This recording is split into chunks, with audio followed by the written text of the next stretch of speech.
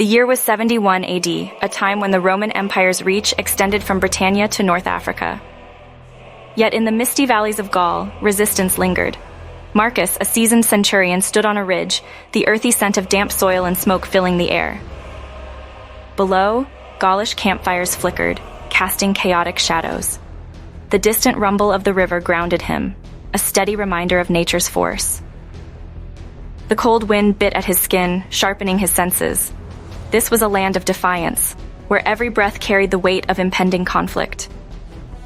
Marcus, haunted by past mistakes, reflected on his journey from impulsive warrior to a leader tempered by experience. The memory of Titus, a comrade lost to Marcus's reckless charge, was a scar on his soul. It was a reminder of the cost of his past actions. Now he stood above the Gauls with a new strength: restraint. The fires below mirrored the untamed impulses he had learned to control. He aspired to be like the river he observed, steadfast and unyielding. Claudia, his mentor, had guided him, teaching him the value of patience and wisdom. The river, a powerful metaphor for leadership, flowed through Marcus's thoughts. It symbolized patience, wisdom, and adaptability. The river's calm yet relentless nature inspired him to be a leader who could endure and shape his surroundings. This metaphor reinforced the narrative's themes, giving Marcus's journey a cohesive framework. Leadership, Marcus realized, was not about force, but about understanding when to act and when to wait.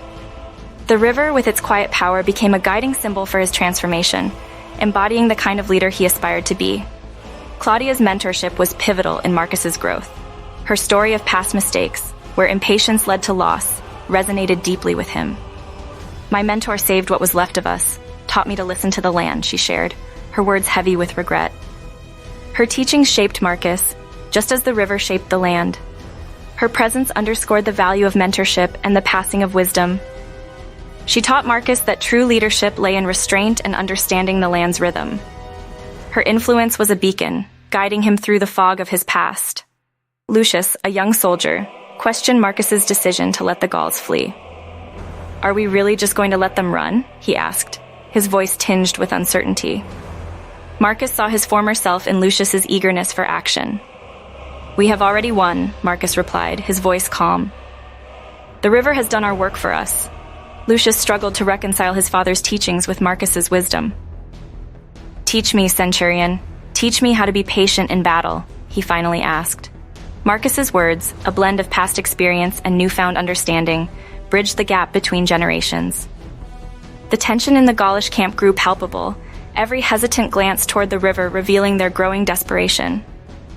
Marcus observed their unease, understanding that fear was now his greatest weapon.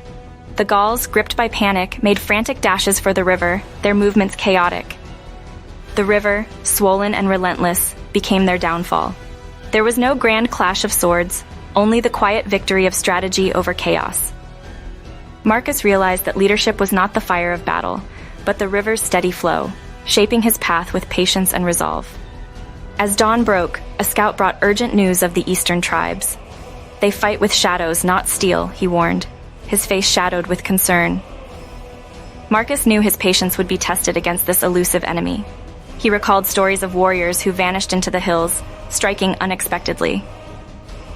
The eastern threat would require a different approach, one that embraced the river's adaptability. Marcus understood that the battles ahead would be challenging, but he was ready to face them with the wisdom he had gained, flowing around obstacles like the river shaping the land. With the sun rising before him, Marcus embraced the weight of command, steady and unyielding. The victory in Gaul had been a lesson in restraint, a reminder that true strength lay in patience and wisdom. He looked toward the east, ready to carry this lesson into the battles ahead. "Water wears down stone, one steady drop at a time," he thought.